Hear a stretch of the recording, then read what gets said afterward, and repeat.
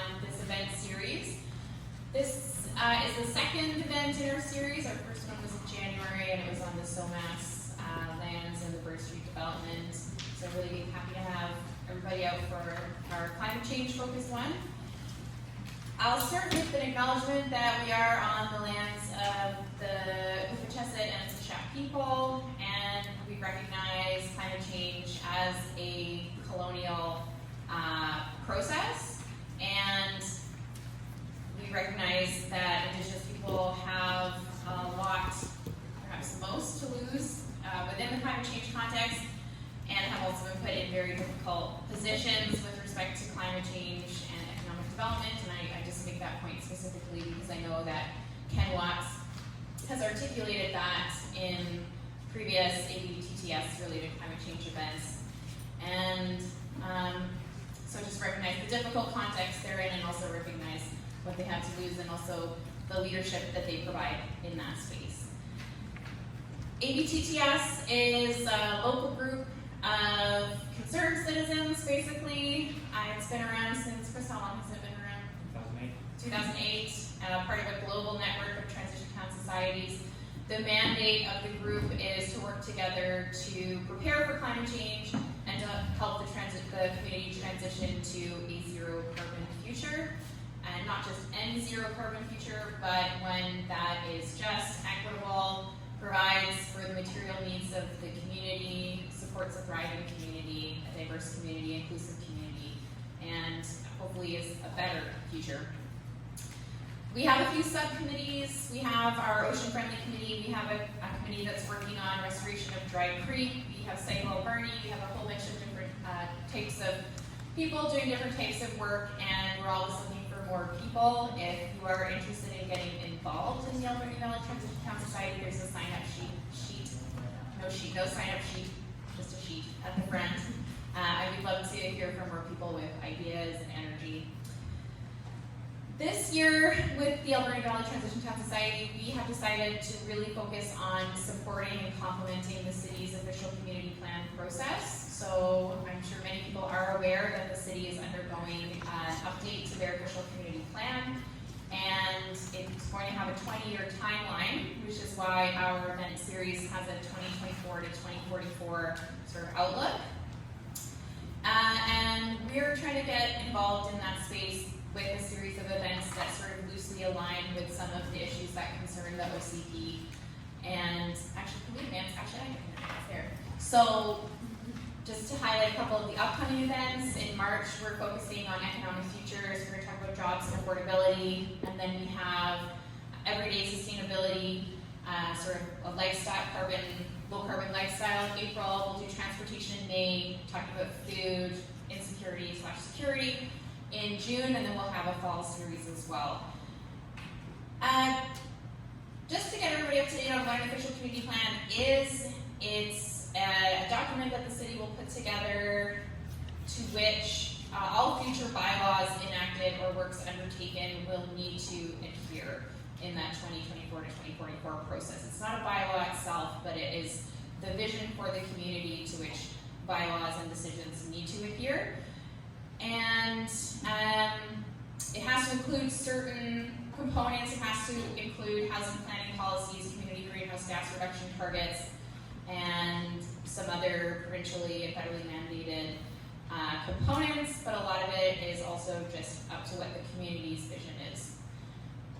The online engagement for this current round of OCP public input was slated to have finished a few days ago, but they've extended it to tomorrow at noon. I'll put up the link at the end of the talk, but just to encourage everybody who hasn't done the online engagement to really go there. Awful. It's not great. It's just the awfulest thing. It's not great. I'll pull up the page at the end of this and just show you where you can maybe focus if you don't have a lot of time between now and noon tomorrow.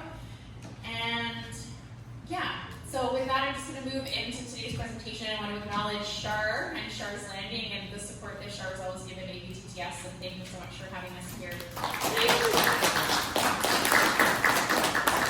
And I want to thank all of the volunteers in the community events or the events planning committee Dan, John, Chris, everybody, Robert, the Roberts, everybody in ABTTS who's been involved. This is just a volunteer-run event, so we're all just flying by the seat of our pants. So thanks for putting up with that. And I'd like to introduce our speakers for today. So I have Desiree here. Desiree is a community builder. She's a campaigner, a documentary filmmaker. She's an artist. She works in climate justice spaces and largely where they intersect with anti-racism, economic, transformative healing, disability justice. She's worked on these issues from Peru to Turtle Island to Nepal. Collective liberation is Desiree's reason for being, and we're very lucky that she calls the Alberni Valley home, so she's here to bring those insights to today's event. Reid is he has a PhD from the Department of Geography at UBC. He has a research background in hydrology and geomorphology, and he focuses on human-caused changes to streams and fish habitat. He has a lifelong interest in meteorology and climatology. He's a proud owner of a backyard weather station. You can look at the data on Weather Underground. I'm sure he'll provide you with the link, whether you want it or not. And he currently works as a science coordinator within the Department of Fisheries and Oceans Habitat Restoration Group. So they're going to do basically a PowerPoint presentation. They're going to do it together, and then we're going to ask that people hold questions for the end, and then we'll have a moderated Q&A at the end of the presentation. So go ahead, Desiree.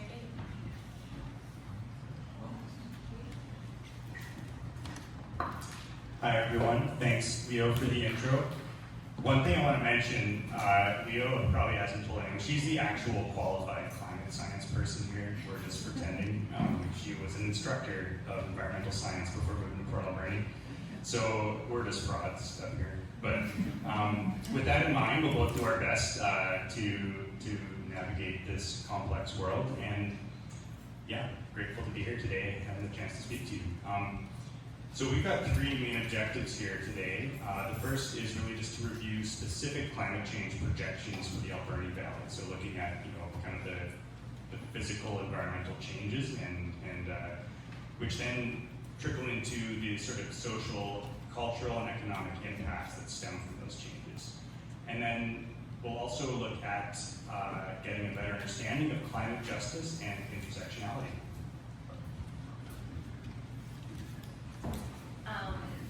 Leo has already said this, but I'm going to reiterate it because it's important. I just want to start by saying that colonialism, imperialism, and capitalism created the climate crisis. The dispossession and displacement of Indigenous people from their land for large-scale resource extraction is a function of these systems of oppression worldwide. And it fuels an economic system built on perpetual economic growth on a finite planet. And that system only serves a few, while also exacerbating the unfair distribution of wealth and power. I just got a nod to hold it closer to my mouth. Can you all hear me now? Yeah? Okay. Sorry if you didn't get that first part. Anyways, these systems need to be transformed through decolonization. And we need to follow the visions, knowledge, values, and principles of Indigenous people. And that is what we must center on these territories foremost that have been stewarded by the Hapachasut and Sishap people since time immemorial. So that's why we're starting off here, actually. And I just want to welcome everybody to take a minute to read through this slide. I'll read some of it aloud. So firstly, the Sishap principles are respect for everyone and everything. Everything is connected. Everyone had a job. We are working together, helping each other work, taking care of our roots, ancestors, teachings, and Sishap values of unity. We understand that our greatest strength lies in working together and supporting one another. Trust, we work with integrity and are committed to doing our work to the highest Balance, we strive for excellence and also take time for fun and celebration. Transparency, we lead with openness and accountability to uphold the integrity of our nation. Dedication, we deliver the very best in all that we do, committed to one another and those we serve. Respect, we honor relationships and commit to treating one another with dignity and generosity. And then also from Hipatch's vision, and there are links that I put up there to both. I'm just going to go back for a sec. So there's the first one, the bit.ly link at the top, but you can also find these by going on their websites. And the Hipatch vision here, the bit.ly link at the top. And I just grabbed the head titles that you can read more in depth on their website. So sustainable resource management is a broad part of their vision. The Hipatch have since time immemorial managed their lands and resources sustainably. If they had not, there would not have been as many fish and wildlife and as much forest and other resources at contact as there have been 8,000 years previously.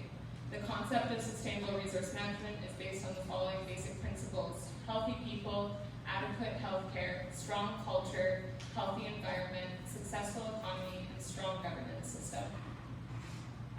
So want to encourage you to read through them at home in your own time in greater depth and really do some reflecting on what that means for following their visions and values and principles. And would just invite you all to take a moment right now to speak to your neighbor about how we can uplift these visions and values and principles in our community as we're working towards climate justice. So yeah, just take a minute to share with the person next to you if you feel comfortable with that. If not, just take a minute to reflect on your own.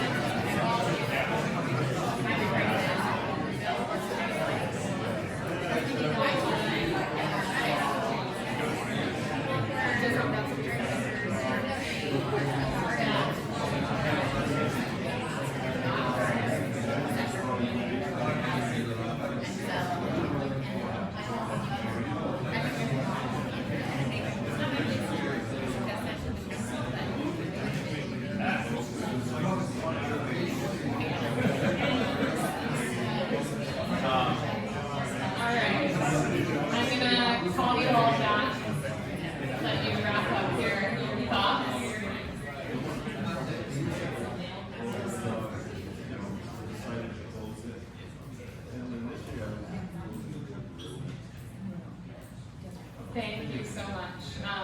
It just feels like a way we can move beyond like land acknowledgements and actually think about taking action in our community beyond words. So yeah, appreciate you all participating in that. All right, so I'm going to start here with climate justice. I'm sure many of you have heard this phrase used before.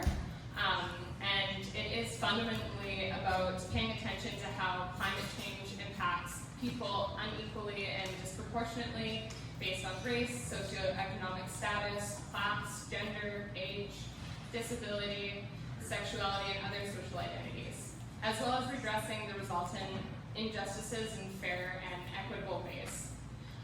And we must be aware that the massive global and historical inequalities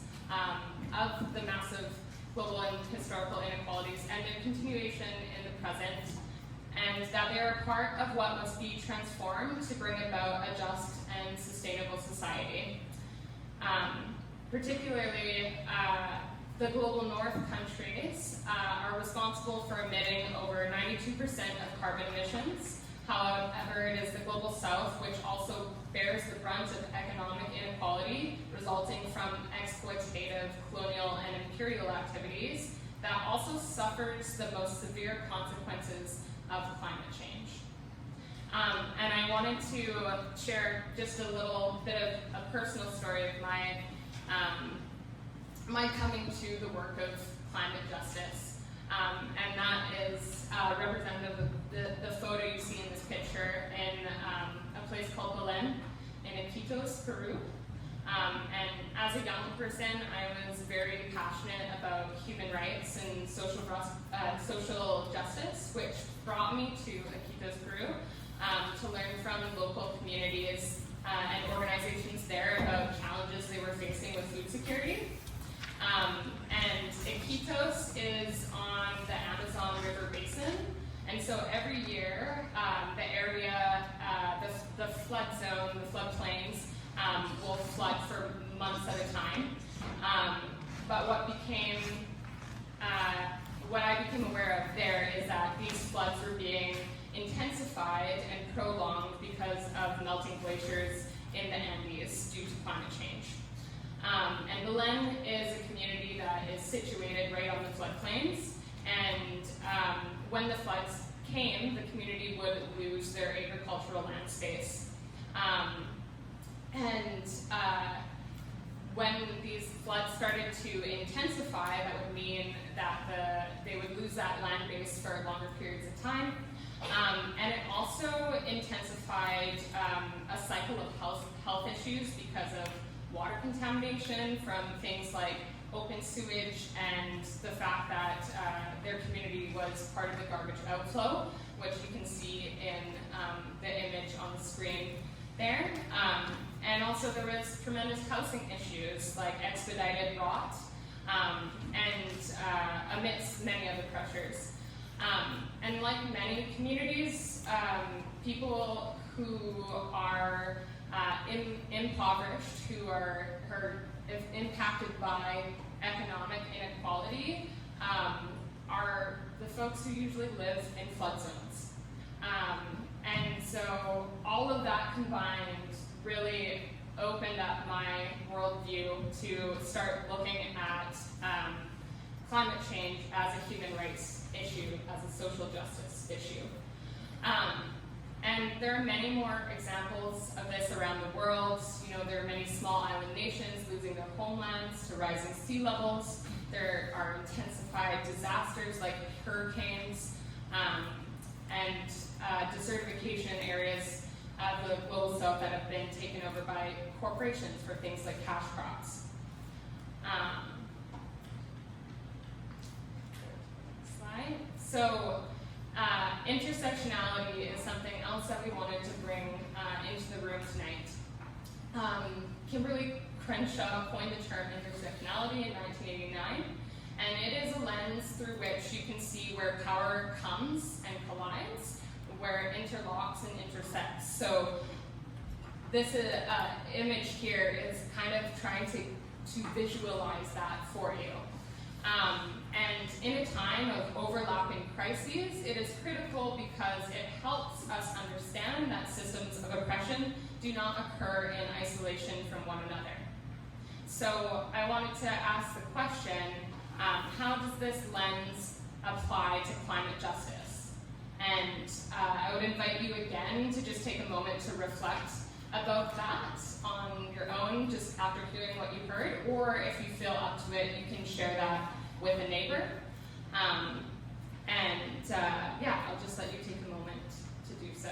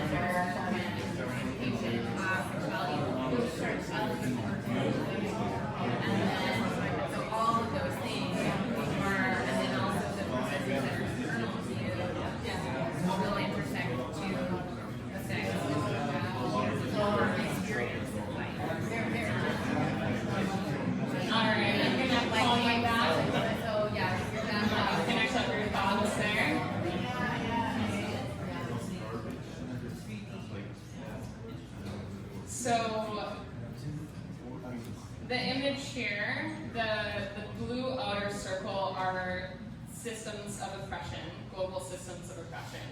And then when we look to the kind of pink and orange overlapping pieces, those are different social identities. And so it's basically trying to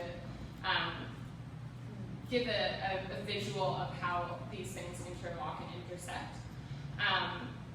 Sorry, I'm not going to go there yet. But a little bit about how I think about it, and also just wanted to name this, which I forgot to in the climate justice section, that I am a white settler, and because of that identity, I will miss huge pieces of climate justice and intersectionality because of my lived experience and the gaps there.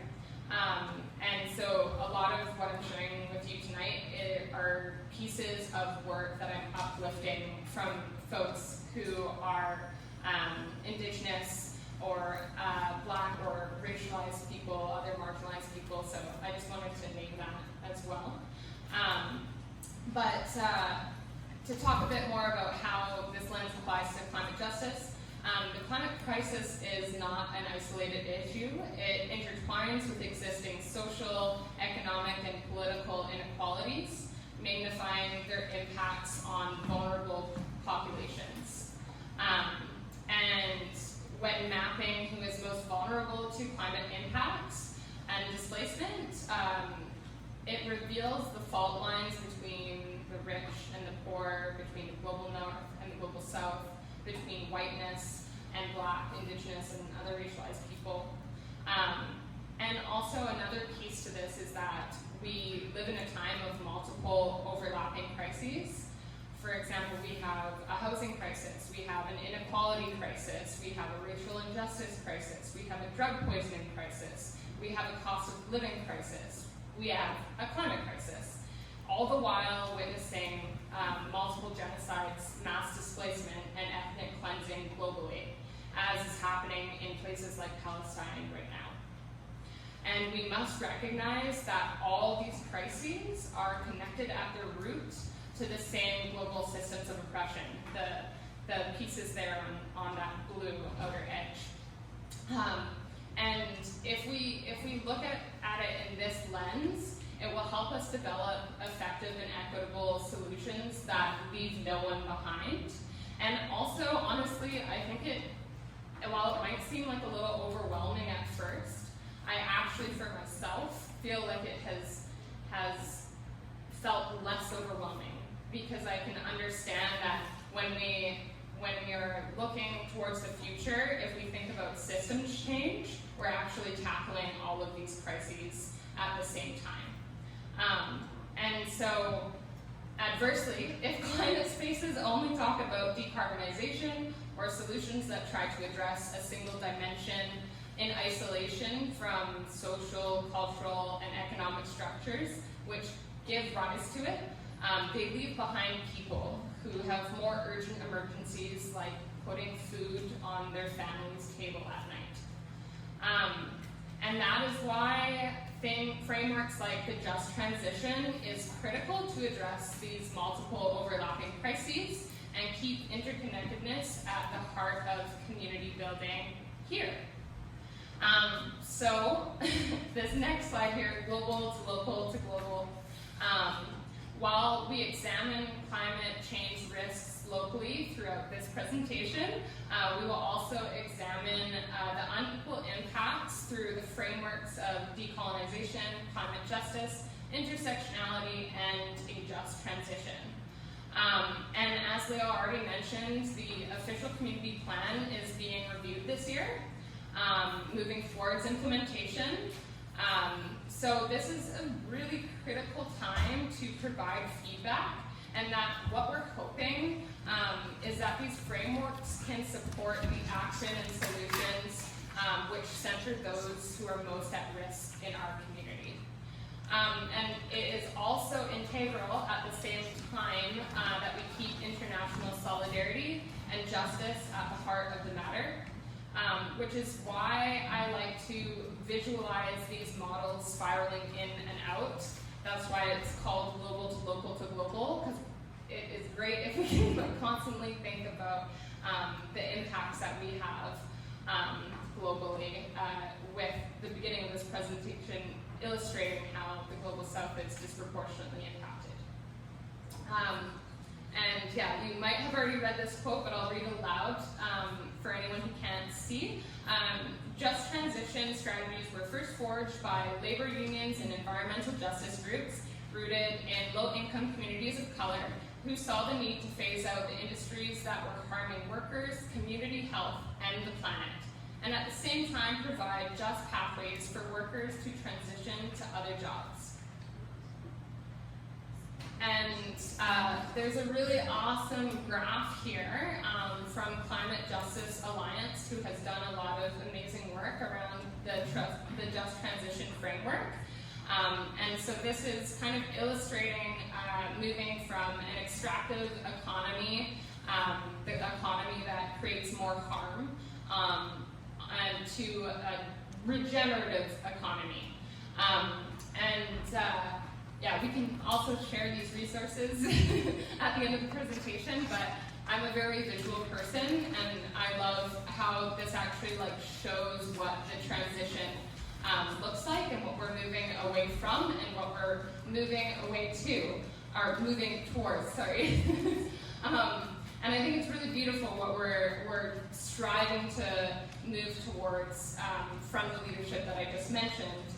You know, it's a worldview based in caring and sacredness, regenerative resources, cooperative work models, a deep democracy, and purpose. And in that, a just transition must shift economic control to communities, democratize wealth in the workplace, advance ecological restoration, drive racial justice and social equity, relocalize most production and consumption, retain and restore cultures and traditions. That's just at the bottom there. It's a little hard to see, so I thought I would read it aloud for you.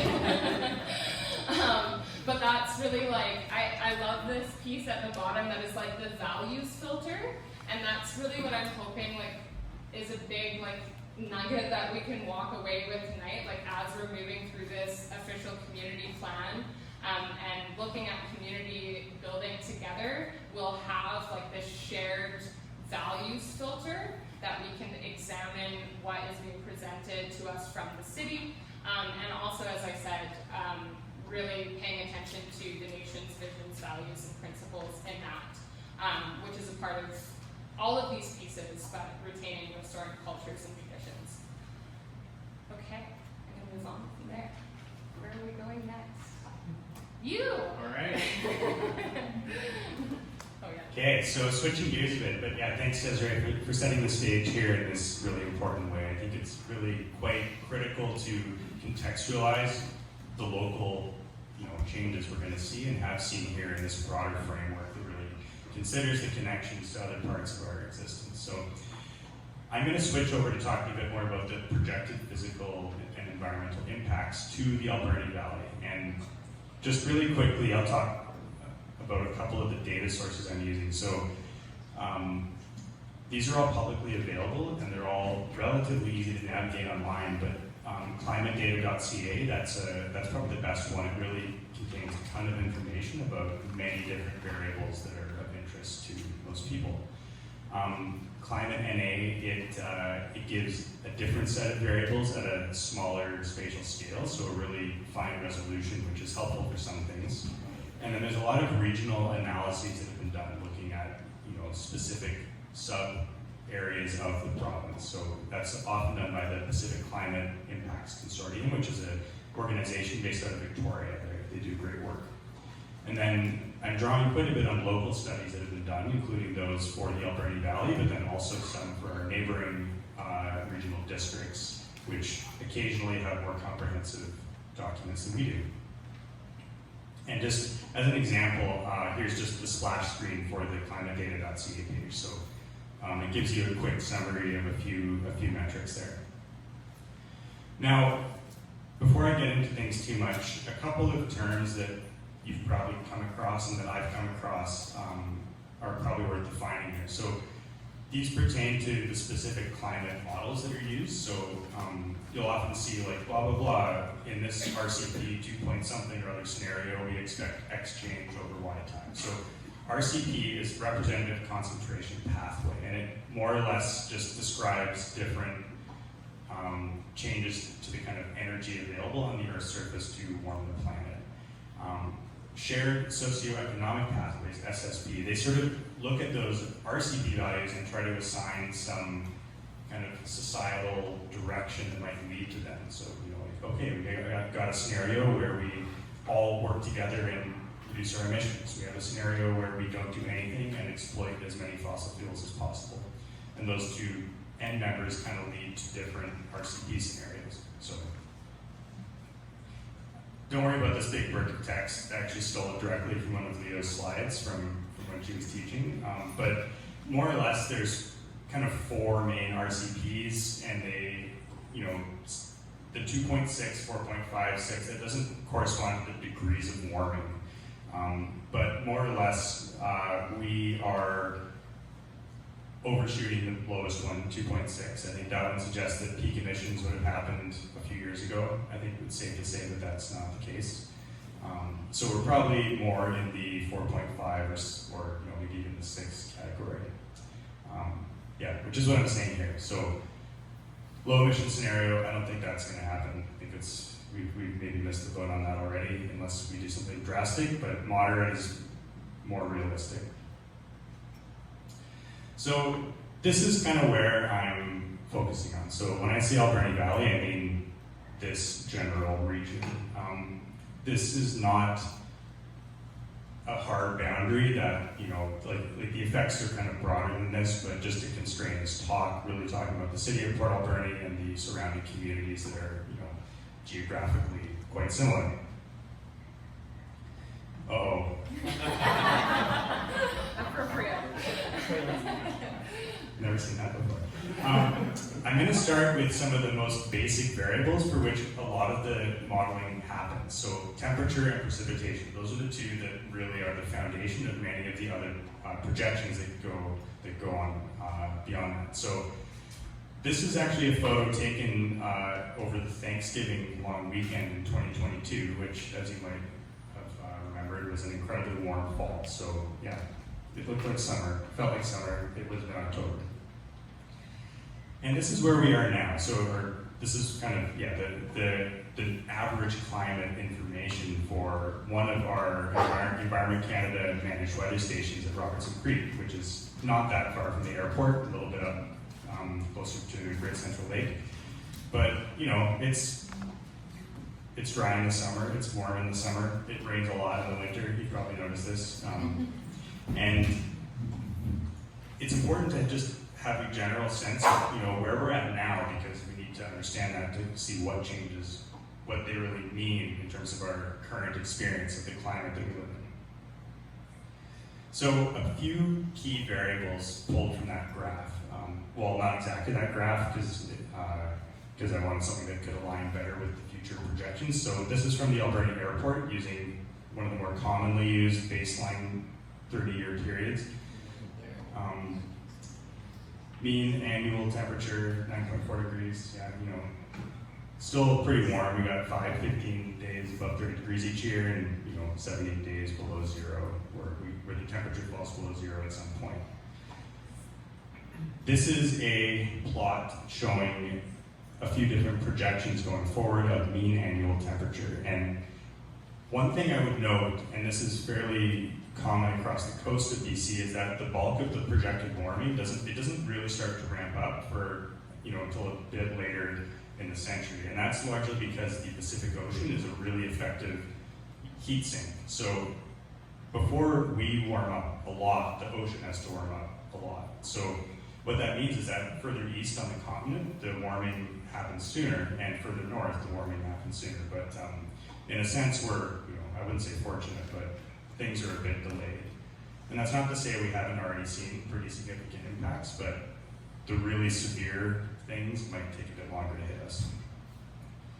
So if we look at the 2010 to 2040 range, we might expect the mean annual temperature to go up by about a degree. We might see 5 to 10 days more of hot weather days above 30 degrees, and we're going to lose a lot of our cold days. That's probably the biggest change we see in that next 20-year kind of range, 20 to 30 years.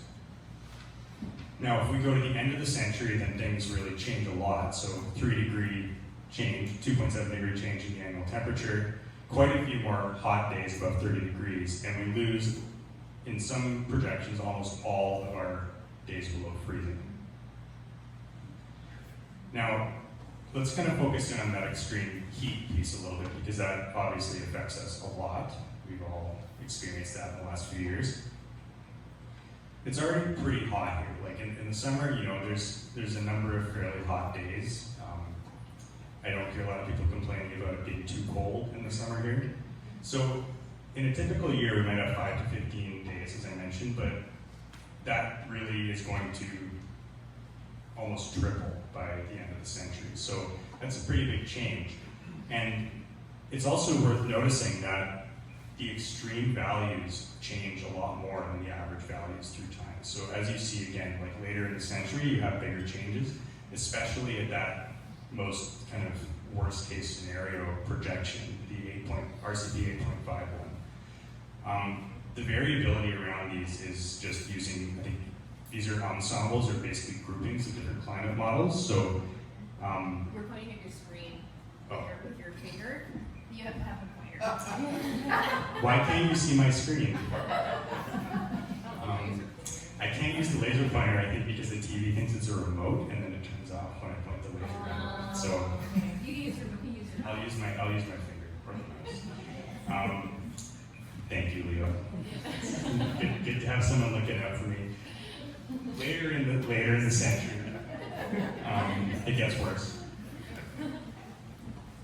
And it's not just that the kind of typical values get more extreme, but the occurrence of outlying events or extreme events also increases. So this is a figure pulled from a recent Nature paper, and it kind of shows just how towards the end of the century, the instance of heat dome-like events become way more likely. So even by 2040, probably going to see some more of these things. Back to Des. So I think all of us in 2021 were probably feeling the intensity of the heat. That was when there was the major heat dome here. And this is just a little clipping from an article around that time. And there were 619 deaths reported between June 25th and July 1st, which is a pretty short window, and that was like when the heat dome was the most intense. What we know about that is that there was a strong relationship between the lack of affordable, adequate housing and those fatalities. Almost all of these deaths occurred at home or in a hotel and disproportionately affected people with disabilities, the elderly, and poor. Those who are affected by economic inequality. Many of those people were trapped in small rental units with very little air circulation and inadequate shade, and weren't physically able or didn't feel safe getting to a cooling center. So again, I want to invite you all to reflect about this, either on your own or again with the person sitting next to you, with the question, how can we address these unequal impacts of extreme heat in our community? So just take a minute or two to chat with one another.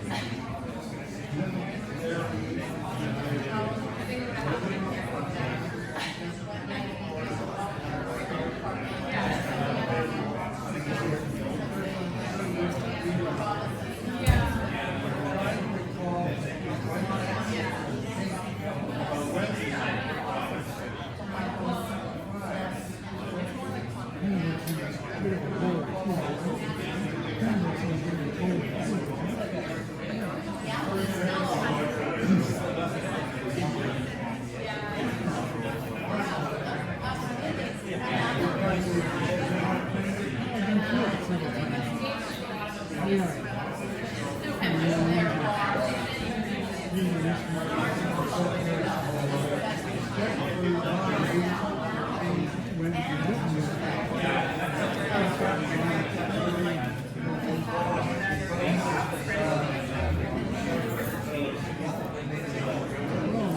I'm gonna call you back. Finish up those thoughts with your neighbors.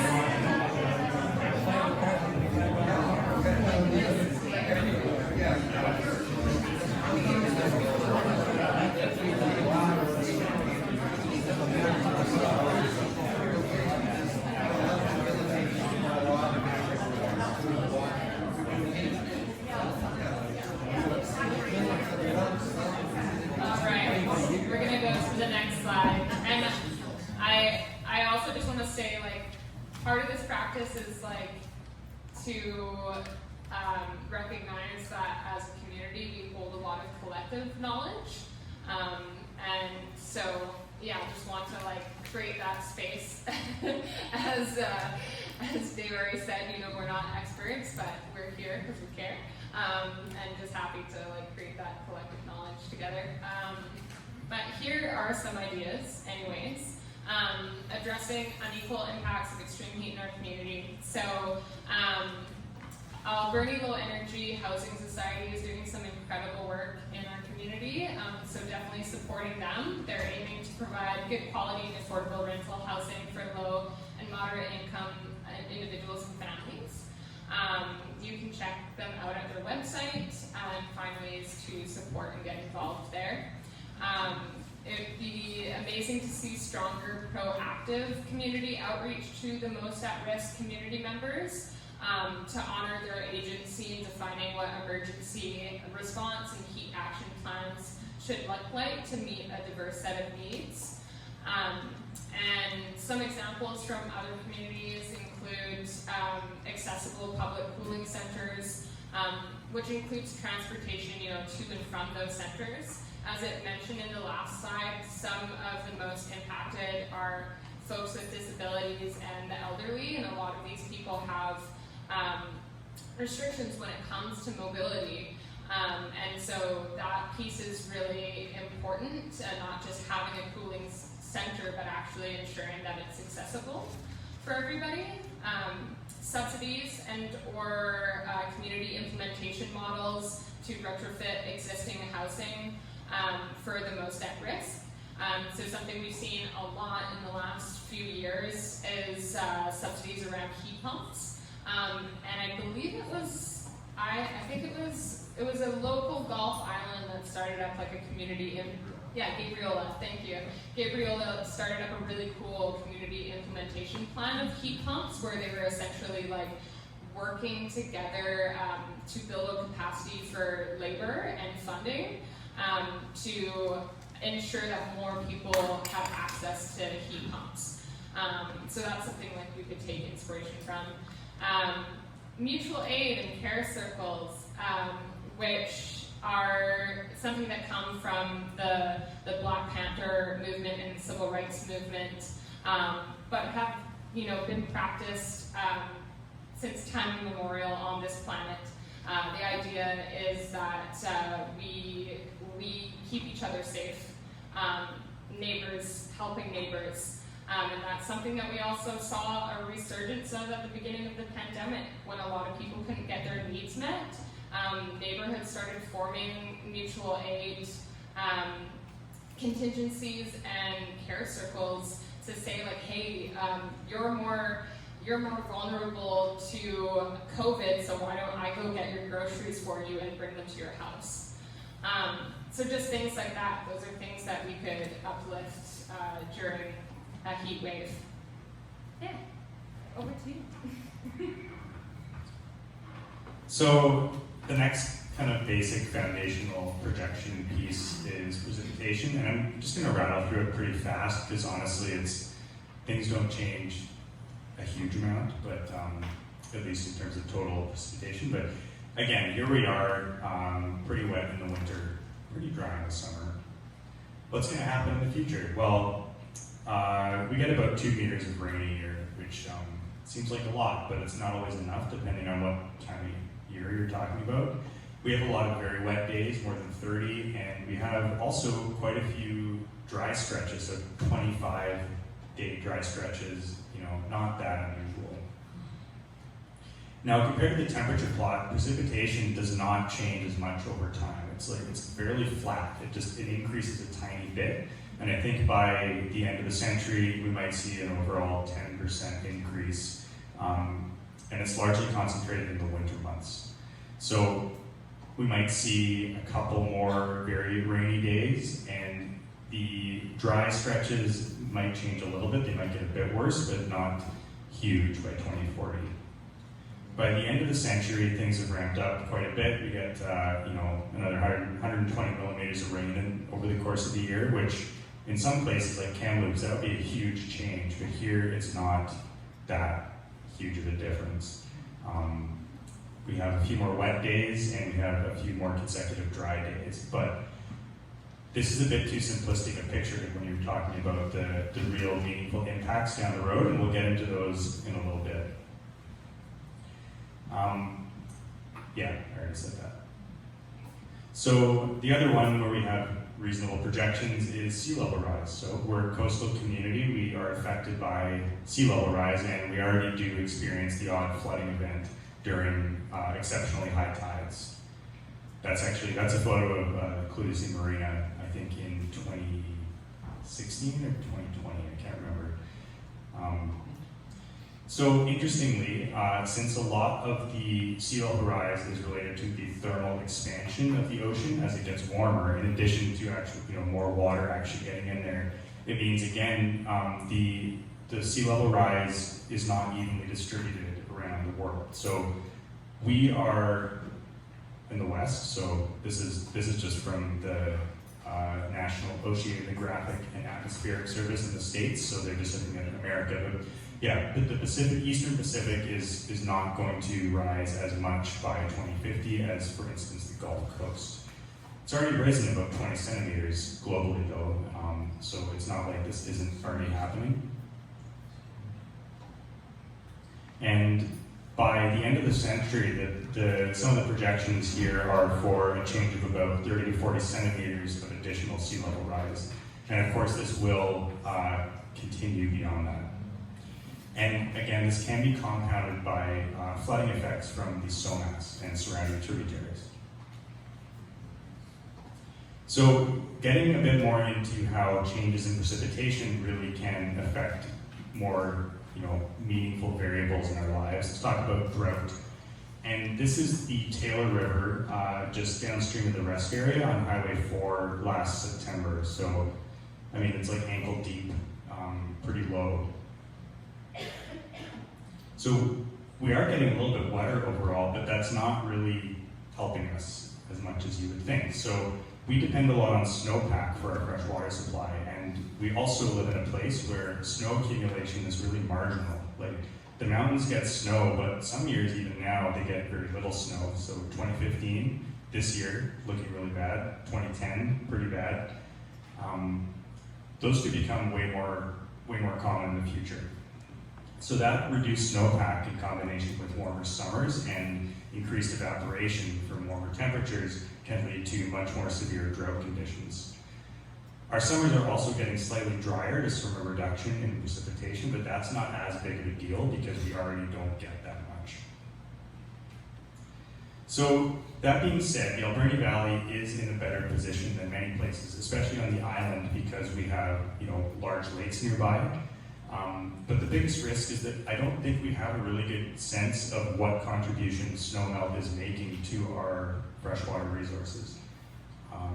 We get our drinking water in the city of Port Alberni from China Creek, which is a pretty small stream. It seems to have held up quite well in recent dry years, but we don't know what contribution snowpack has to that system. We also don't have a good handle on what it is providing to these lakes, although it's probably quite a lot.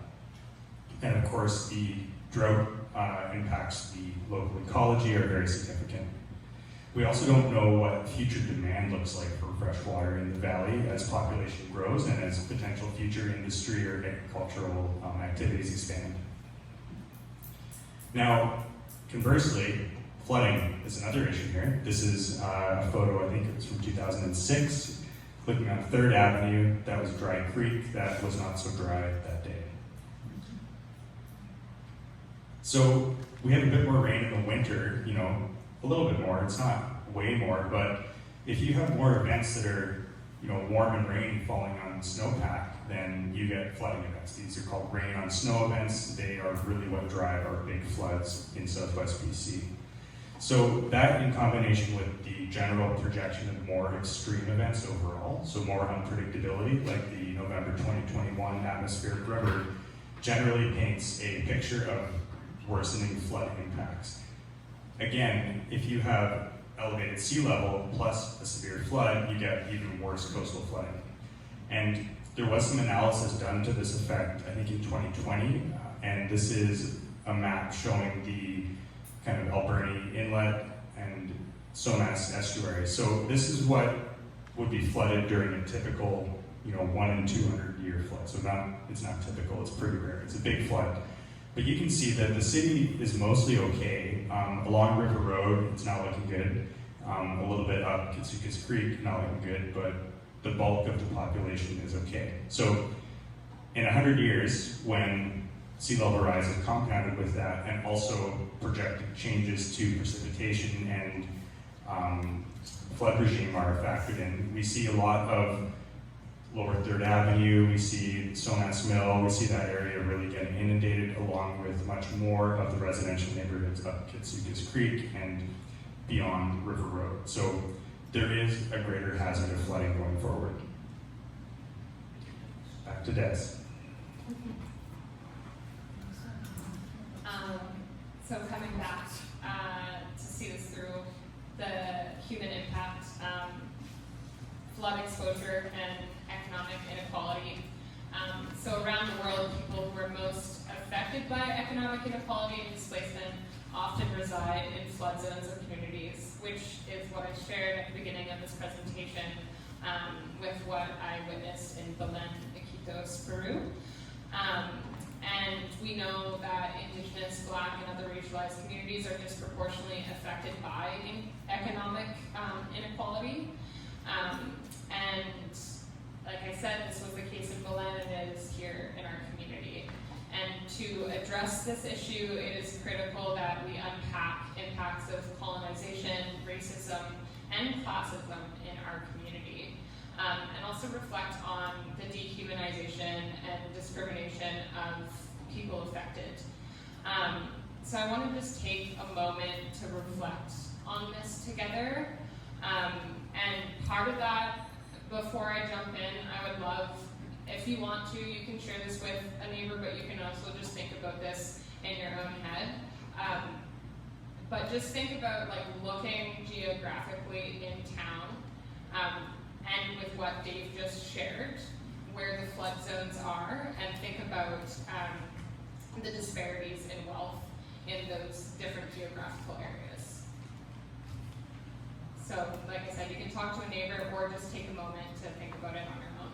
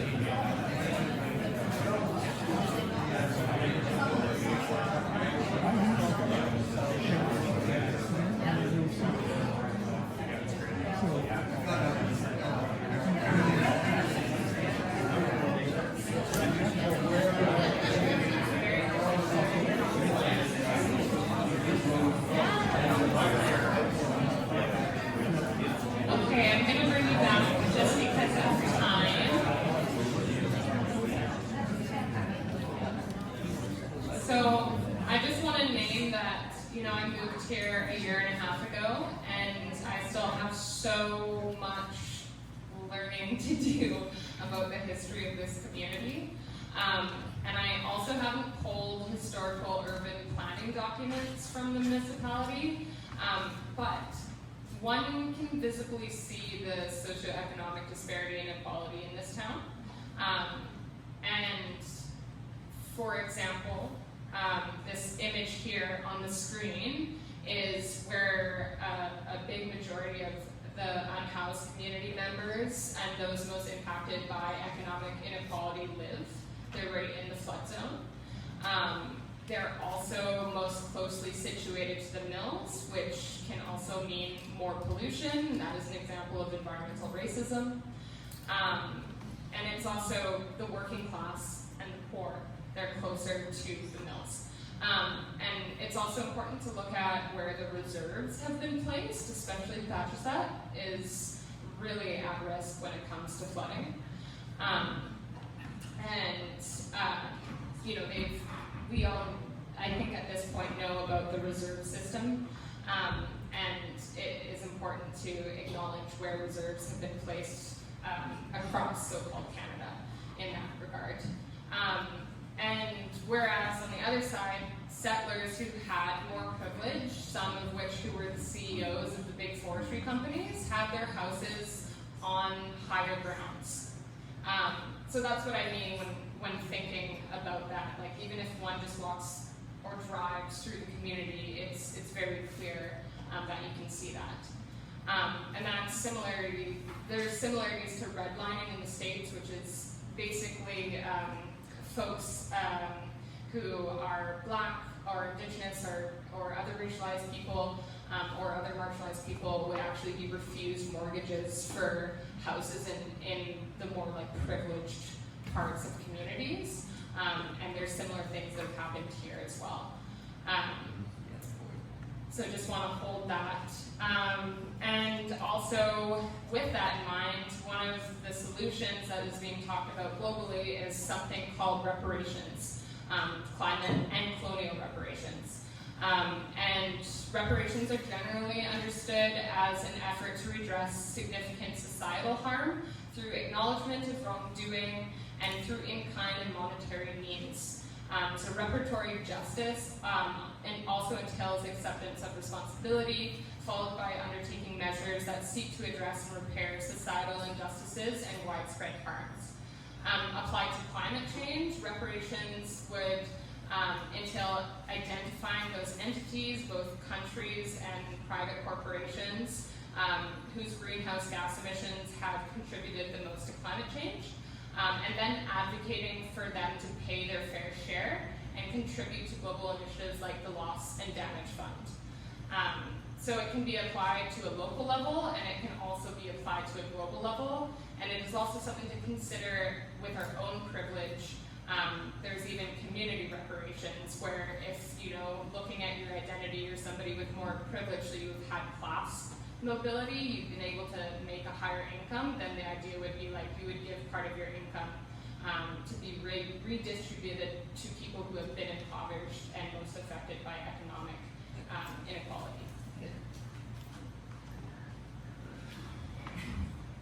So, does anyone remember this part? Yeah, this is a topic that's a little difficult to get good data for, so really clear projections, but I'll try to muddle through it here.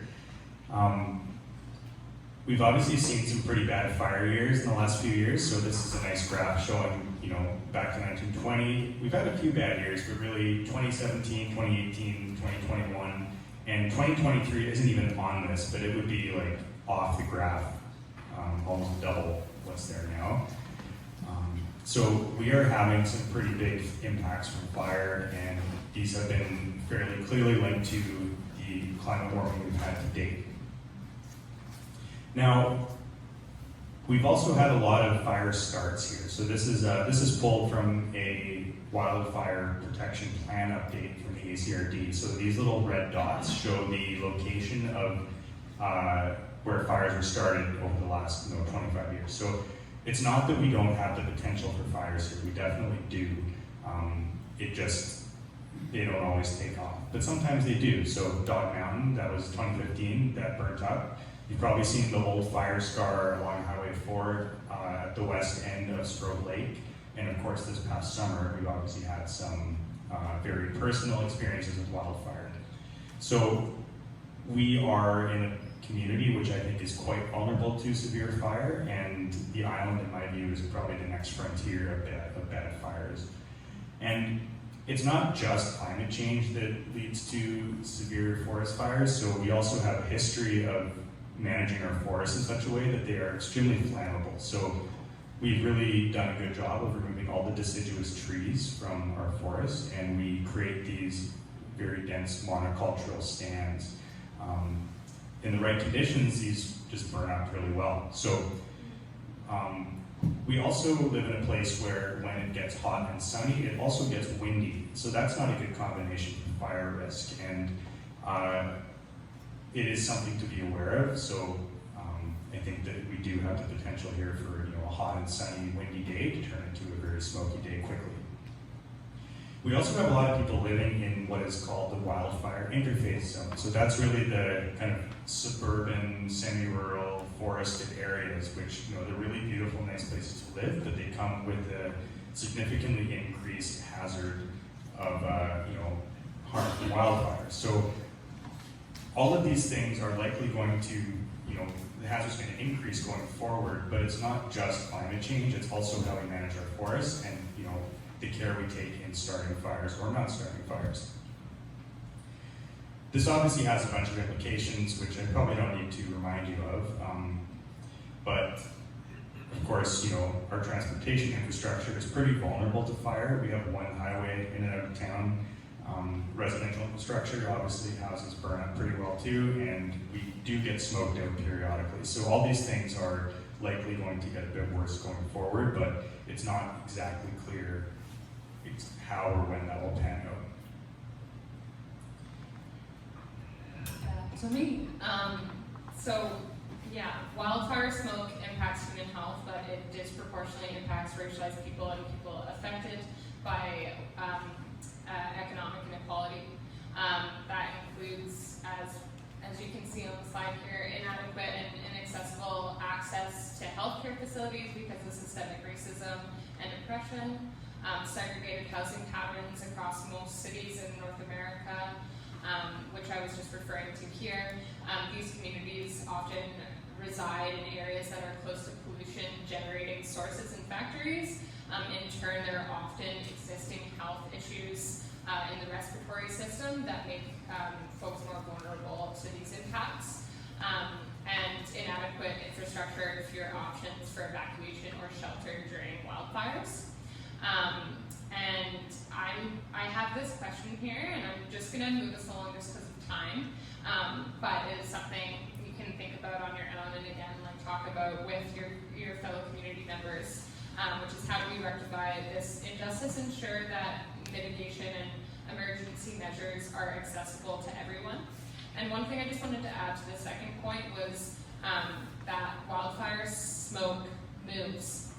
It, as you said, with wind. And so this is actually the wildfire smoke here is not just impacting, our local communities. We saw that in the States. A lot of Black communities were disproportionately impacted by wild smoke coming from so-called Canada. So part of some of the things that we can think about are emergency response plans that address the specific needs of the most at-risk communities. This includes establishing early warning systems, ensuring timely evacuation procedures during wildfires, and providing accessible and safe shelters. Investments in health and housing infrastructure with a focus on the most at-risk communities. And that is essential to reduce vulnerability to smoke pollution. And equitable access to adequate healthcare facilities is also critical to mitigating the risks associated with air pollution. And this should include anti-racism and anti-oppression trainings for healthcare providers and institutions, as well as stronger policy around this. And this is something that actually some of the Indigenous members in our community have been asking for from the local hospital, because there is an issue of racism and oppression at our own hospital, and unequal, unfair treatment towards Indigenous people. So that is a really important one for this community. So moving along here to our next category of impacts, talk a bit about ecosystems. So I'm going to split this I'm going to overly simplify this into terrestrial and aquatic stuff. So I'm veering way out of my lane here with the ecosystem impacts for the terrestrial stuff, but the good news is Sandy's here somewhere, so we can he's probably got some good things to say. I think it's safe to say that it's, climate change is pretty good news for invasives, pests, and pathogens. So we are opening up the doors to conditions that are going to be very favorable for a bunch of things that haven't historically been found in this area. So we already have a big problem with invasive species, and I don't see that getting better in the face of climate change without some serious action on our part. We also are losing some pretty significant keystone species locally. So western red cedar, you've probably seen all the dead ones on the east side of the island.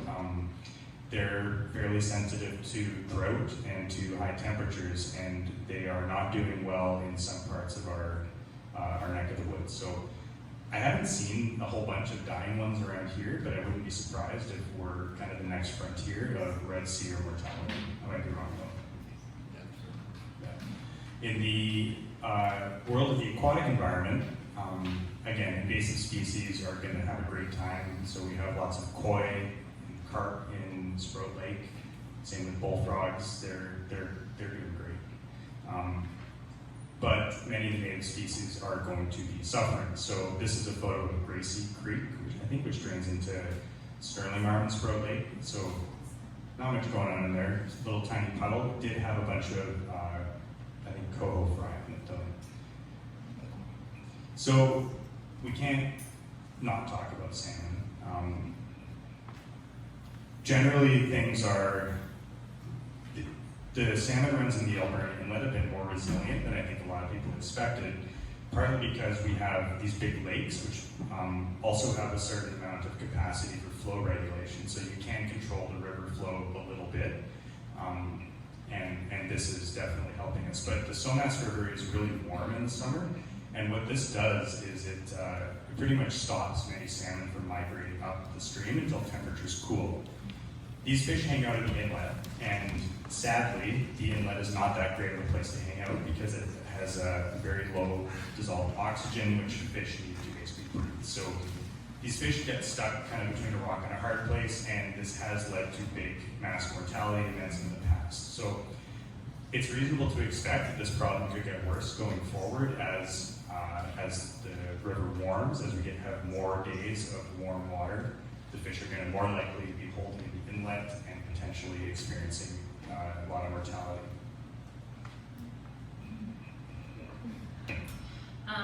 And in light of this, we just wanted to uplift food sovereignty for local Indigenous communities and salmon. This is a really incredible book. If folks here haven't read it already, I highly recommend. It's called A Drum in One Hand, a Sockeye in the Other, Stories of Indigenous Food Sovereignty from the Northwest Coast. And it's written by Charlotte Cote. And yeah, I just wanted to uplift this quote. The Somas River streams through our territory like a vein of life, bringing precious salmon that nourish and feed our community.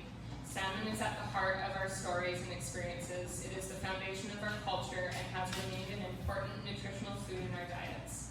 Indigenous food sovereignty entails rebuilding of the relationships between humans and non-humans in a restorative framework. Restoring Indigenous communities requires restoring the health of the land. And on the other side of that, we are beginning to see some devastating loss of salmon, as Dave was already alluding to. The top picture there is from, I believe, last summer from Halsey First Nation. there are so many dead salmon on a dried up creek bed, and it's something that we really need to consider when looking at Indigenous food sovereignty.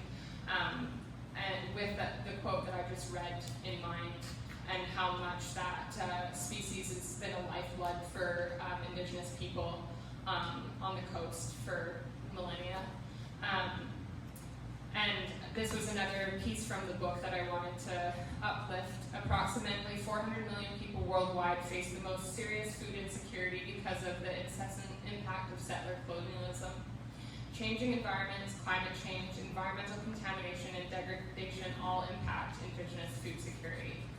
And last night, I was at an event looking at the Broughton Transition Initiative, and the work that nations in the Broughton area have done to remove fish farms, 17 fish farms from their territories. And it's a very inspiring story, and it was held by, hosted by Hipachisa, and one of the speakers said without salmon, ecosystems would collapse. So it is about the salmon, but it is also about all of the life forms that depend on this keystone species.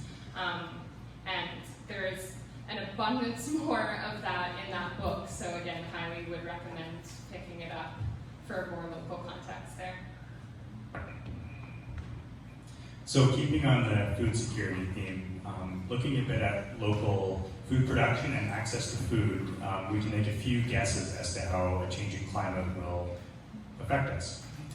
So, I mean, you might look at this graph and say, oh great, it's going to become a really good place to grow food. And, you know, in some ways, the conditions for growing are going to improve if you look at just temperature and frost days. So obviously the length of the growing season is going to increase pretty much under all climate scenarios, and it's going to increase a lot, especially towards the end of the century.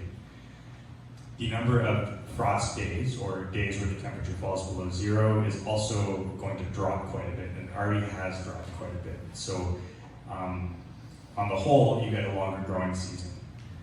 The problem, of course, is that, you know, we may not have the infrastructure to actually support increased agriculture if the highway gets shut down because of fire, or if we don't have enough water to irrigate if we do expand infrastructure locally. So it's, in addition to the natural environment and the food resources that provides our community, we could see some significant challenges facing us going forward with accessing food either from other parts of the island or even producing it ourselves. So one thing I wanted to quickly do is, you know, look at a memorable year and try to guess or gauge what that represents, you know, in terms of a future scenario. So this is a map showing temperature anomaly during the 2021 heat dome event at the end of June. And what year do you think this actually corresponds to? Well, in terms of overall average summer temperatures, that was kind of like a 2040 summer. So not that far in the future, like 20 years. The average temperatures we saw over that June, July, August period would be pretty similar to what we saw in 2021. The number of days over 30 degrees, well, that was more like a late century kind of summer. And then the extreme high temperature, again, more towards the end of the century, but it was still such an extreme event that even that 43-degree temperature would be kind of high for a typical summer at the end of the century. But it gives us a bit of a flavor of what we can expect going forward.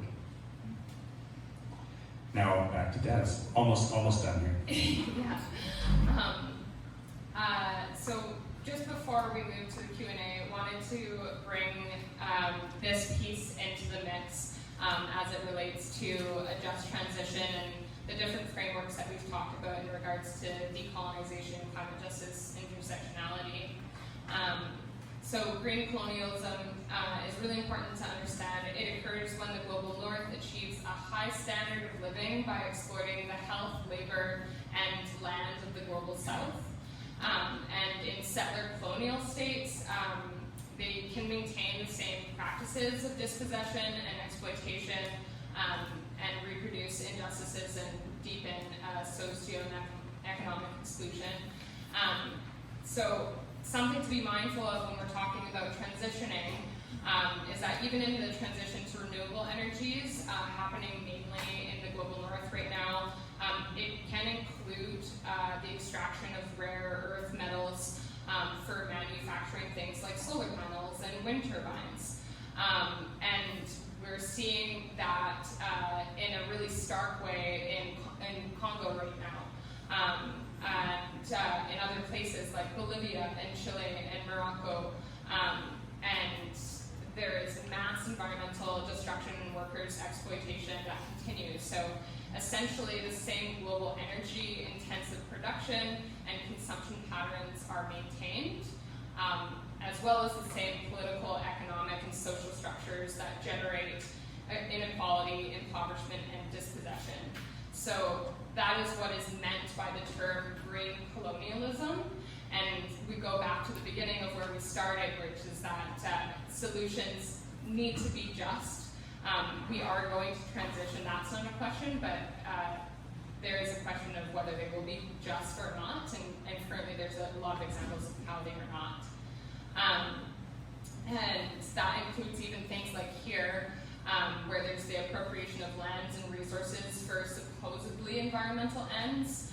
That's some conservation projects like national parks and green zones that have dispossessed indigenous communities from their lands and territories. That's something I think that we also need to really be mindful of as we're pushing forward solutions in our own community. And as well, just something I wanted to bring up is that when we're talking about solutions, it's so critical that we also talk about degrowth and examine our current economic system of capitalism critically. And degrowth is an idea that critiques that global capitalist system, which pursues growth at all costs, including human exploitation and environmental destruction. And the movement for degrowth is really one that prioritizes social and ecological well-being instead of corporate profits. And it requires redistribution, reduction in the material size of the global economy, and a shift in common values towards care, solidarity, and autonomy. It's really a beautiful thing.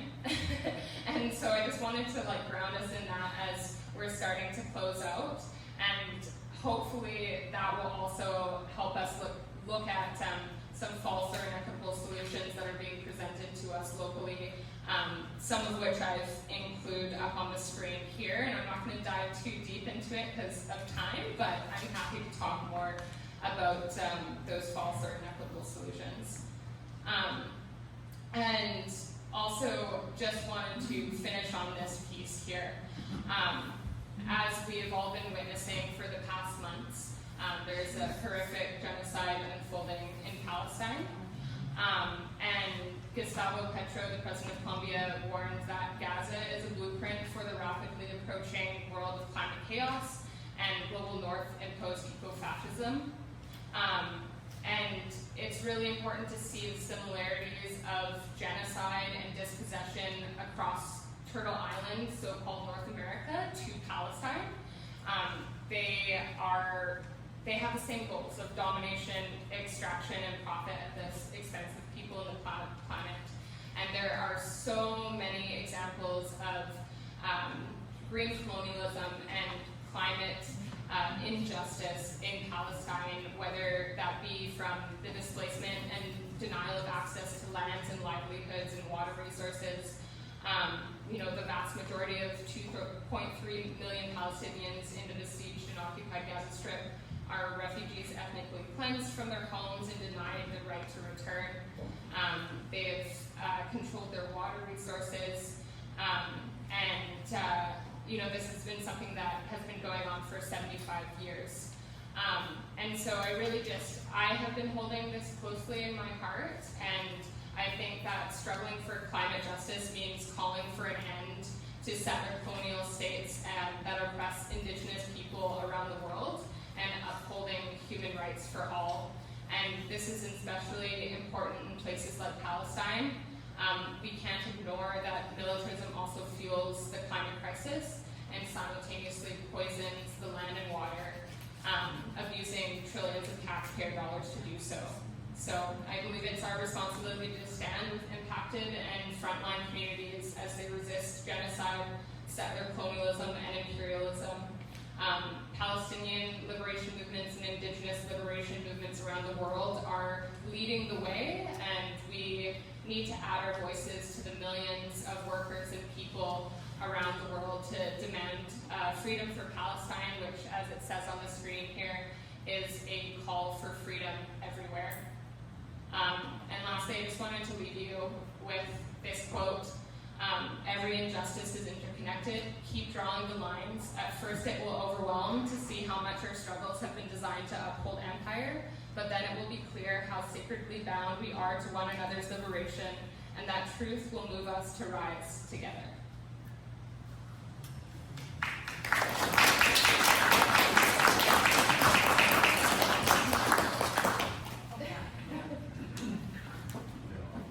Okay, thank you. So, simple solutions is what I'm hearing. Easy stuff. Probably got it done this weekend, I think. Okay, right on. Okay, yeah, thank you to both of our speakers. Heavy stuff. We'd need a few decades to probably learn everything that is in all of that properly. So thank you for sharing just a lot of knowledge and a lot of passion tonight. All very heavy. So if you are left thinking, oh boy, what do we do?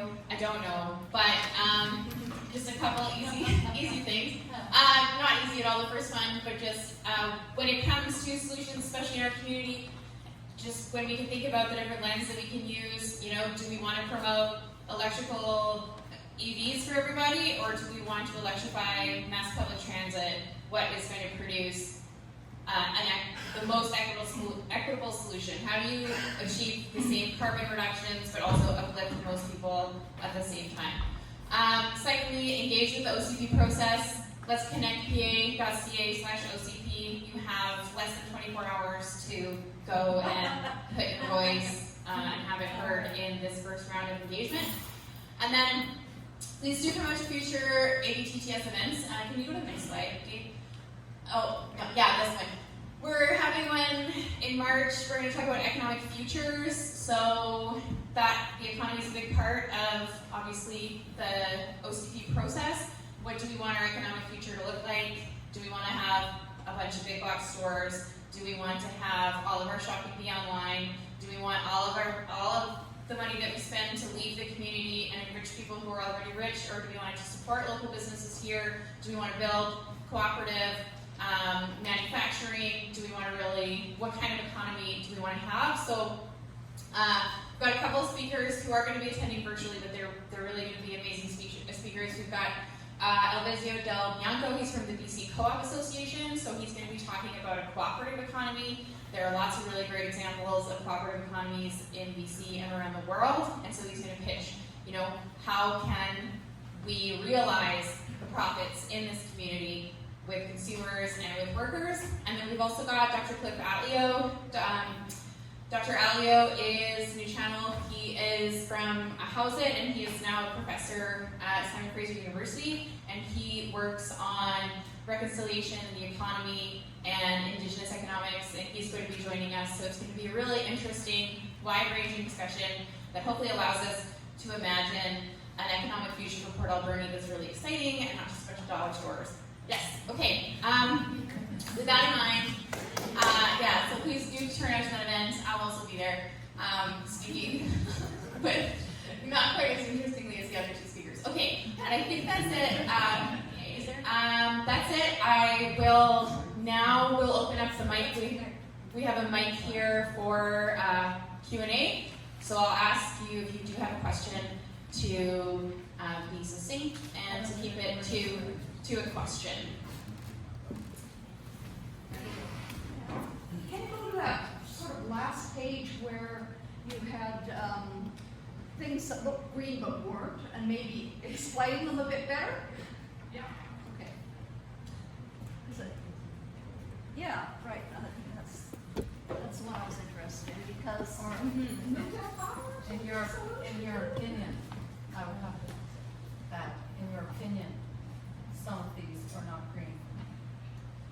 Is it- Yeah. Yes. Yes, everything we can frame as an opinion, for sure. I mean, there are a lot of reasons why all of these are up here. Are there like certain ones that you want clarification on? Okay, explain what you mean by forest biomass. Okay, so forest biomass, and I'm not talking about the small scale, I'm talking about at the large scale. Basically, forest biomass was sold to places like BC as a means to clean up waste in forestry, but the demand for forest biomass has gone up astronomically because of multinational corporations like Drax, which now has a monopoly in BC. So now they're actually logging whole trees or using whole trees to grind into wood pellets and then ship overseas to be burned for large-scale electricity. Okay, yeah, I see that. What I thought you meant was carbon credits saving old growth. No, that's not what I'm referring to. Okay. Yeah, so forest biomass has it's been sold to the public under the guise of clean energy, partially because of carbon accounting, because you can replant trees, but it takes many years for forests to regain the amount of carbon that they currently in the have. meantime, there's still a lot of waste.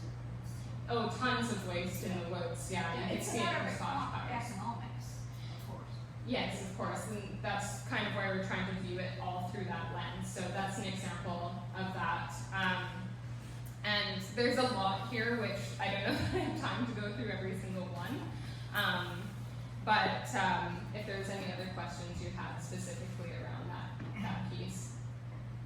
Oh, yeah. Actually, when you said leaving all that forest waste on the forest floor as waste, it is not, it's No. fertilizer. That's Okay, it's true. like a farmer, we retill, like when we harvest, let's say something easy, flax or corn, it's turned back into the soil. It's fertilizer, it's something we haven't removed from the land. And it's the same with our forests, our branches, our tops, our trees. In fact, if you go to Germany, you can't even go out and pick up branches for firewood. It's considered part of the natural cycle of things. Yeah, I agree with you. Nothing is waste in a forest. It all contributes to the cycle of life, which make forests healthy. But when we're talking about like clear cuts and there's massive slack piles of whole trees that just aren't economically seen as like economically valuable, that's what I But was it's referring to fertilizer, it's as- something that's gonna continue on. Some of those are nurse logs, et cetera, et cetera. It's part of the system. It's not carbon, it's basically carbon neutral. The stuff you remove and burn, that's a different story. Hi there. I just wonder if you could talk a bit more about what people can do on a personal level. I found now I'm mostly retired. I'm getting into rainwater collection. I'm making mason bee houses to support the bees. I have an electric bike and that sort of thing. And I found that there's so much information you can get on the internet, and there's so many things you can do, you know, right at home, composting, gardening, that sort of thing that will help the planet but help you as well. Really quick question, I'm just gonna cut in really quickly and say to come back in April as well. Kim is going to be running a workshop on exactly that question, because personal action is extremely important, even when the issues are so big. So please do stay tuned for our April event, so that, of course, please provide your answers.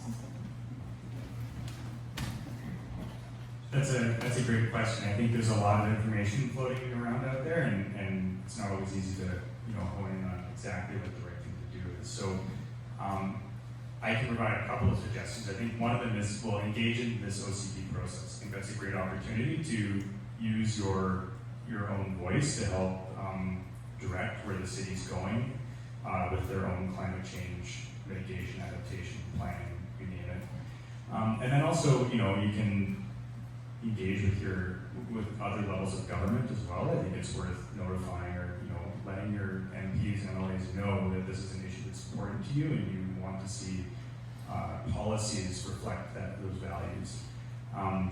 It sounds like you've done a lot of good things already. I mean, the really obvious one, don't drive if you have another way to get around. Don't fly if you really can avoid it. Other good ones?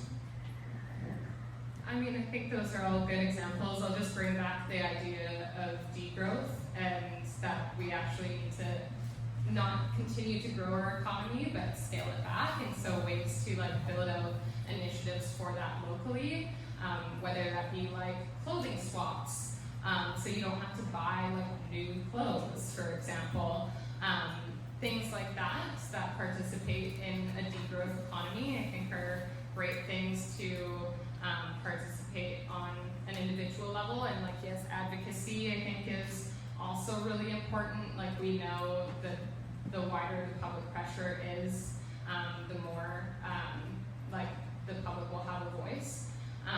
Even though lasting change takes a long time and the bureaucratic system can be extremely frustrating, it is an important one. And I do think that individual change is really important. And I'll also say that, I think at this point in human history, we really need systems level change, because it's not individual people that are contributing to emissions the most.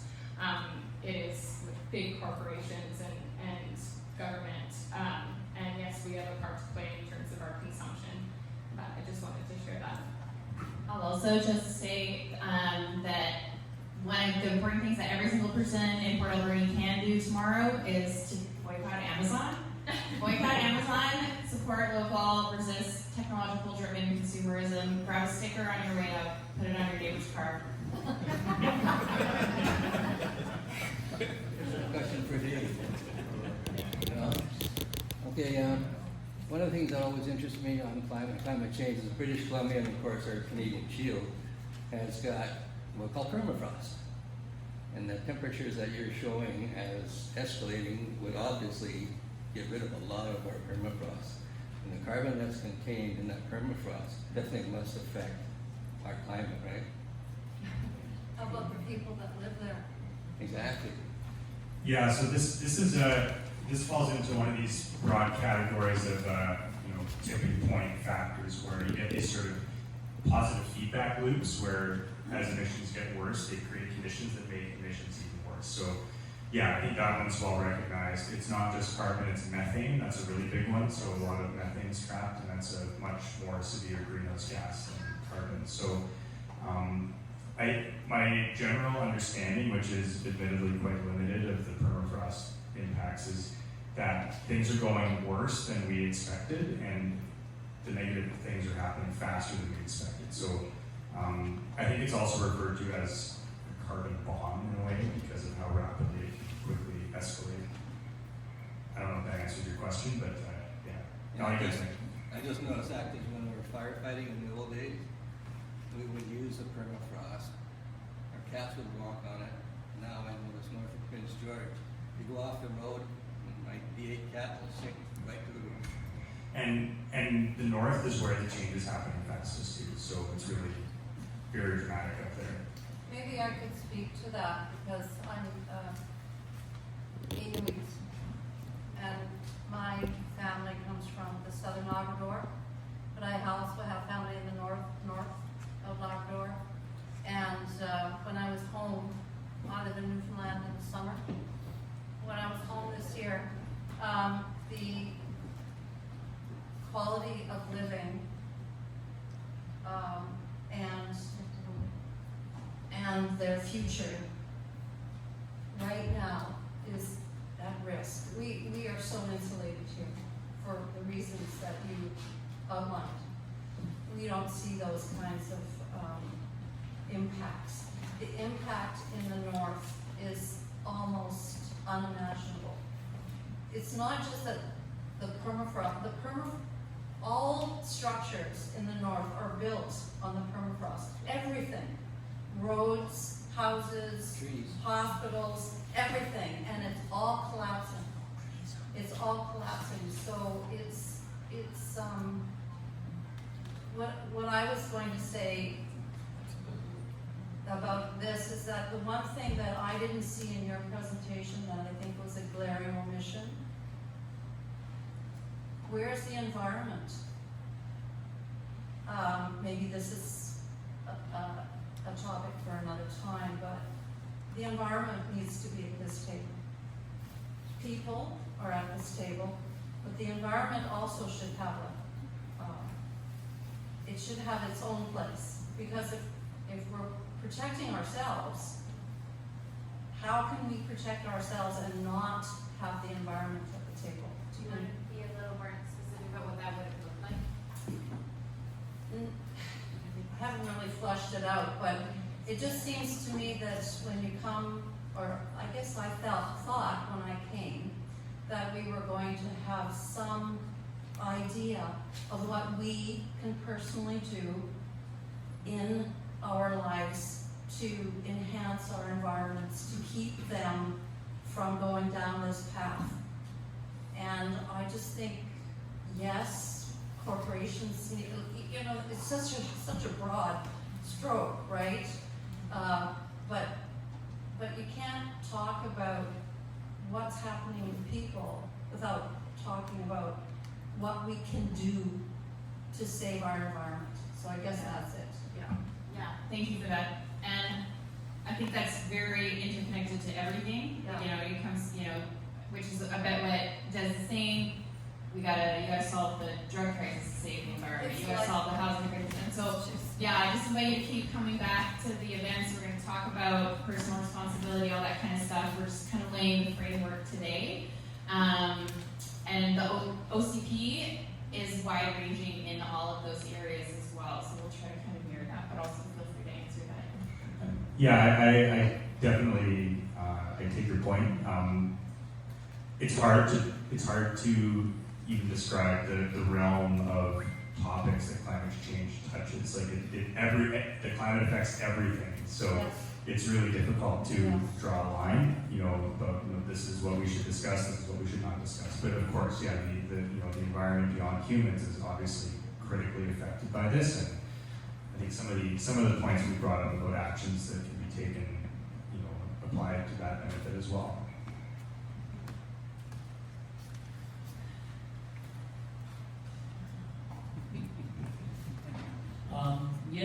I am quite interested in seeing how this valley is going to change. There's a couple of thoughts I have. One of them is I'd like to see, a bunch of us get together and have a little thought experiment about just how sustainable this valley is with the population in it. How, think about the agricultural land that's here, how much it can produce, and what percent of our food that we all eat comes from the valley, and how much is imported, and whether. And I just remind you to keep it in the form of a question if you can.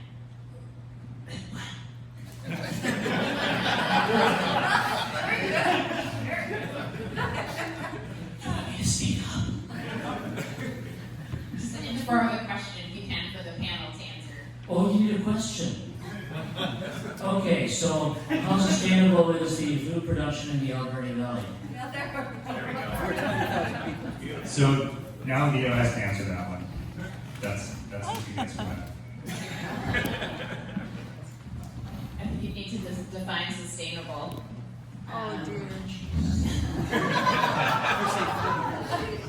Can you define it in the form of a question? No. No, I mean sustainable in that we can, how can we be fed? Say in an average year, how much food would it take from the valley and heat, if we assuming that we were all heating by wood or what the trade-offs are. There's a lot to it. It's a kind of a thought experiment, and it's not a question. That's good, because I don't think we have an answer. Yeah, I didn't think so. It's a good non-question though. Thank you. Okay, one question for me. How much do you trust the IPCC's reports? Well, I'm probably not the best person to answer this question, but I've already picked the mic up. I think in general, Can you repeat the question? Yeah, which So- reports? Who's How much reports? do they trust the IPCC, National Panel on Climate Change reports? I have little faith in them, but Repeat it for the video, please. so the question was, how much do you trust the IPCC climate change projection reports? In general, I would say, based on what they've projected and what we've seen happen, they've, if anything, been a little conservative in what they're forecasting. I think that they are assembled by pretty qualified people, but they're still using a bunch of models, and these models have a lot of inherent uncertainty. So I think they haven't always done the best job of communicating how that uncertainty manifests in terms of our understanding of projections, but in general, I think I don't have a huge problem with it. Leo? Well, I'll just, again, I think it would depend what part of the report you're talking about. okay, I'll elaborate on that. How much do you trust the fact that they're offering a positive budget for fossil fuels that can still be burned and maintain a livable climate for the planet? Yeah, I'll say specifically for this presentation, I don't believe that any graphs or any data came from IPCC sources. They came from, those projections come from the coupled model intercomparison project, CMIP6, which is an ensemble of models. It's run by the World Meteorological Organization. That data feeds into IPCC reports, but these projections are not, IPCC doesn't do the science. They assemble it into essentially, It's a meta study. yeah, it's a meta study that they try to prescribe policy around.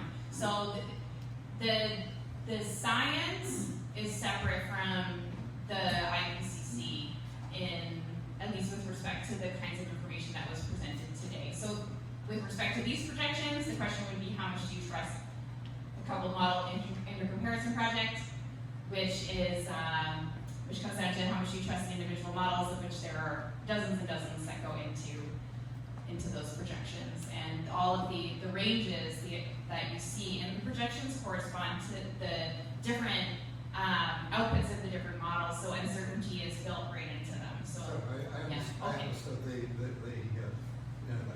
energy differential, what's the square meter aspect of it is just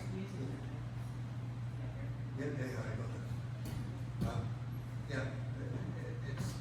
It's just that there seems to be a disconnect between the projections we get and the fact that we're saying that yes, okay, it's a El Nino year, but suddenly we've hit 1.5 Celsius increase since the sort of the industrial era. I don't think IPCC was predicting this at all. Or if it was, it was the 99% bound. yeah, they're very, the IPCC is a political entity for sure. So all of anything that comes out of the IPCC has to be viewed through that lens. Yeah. Absolutely, yeah. Tremendous great. Any last questions?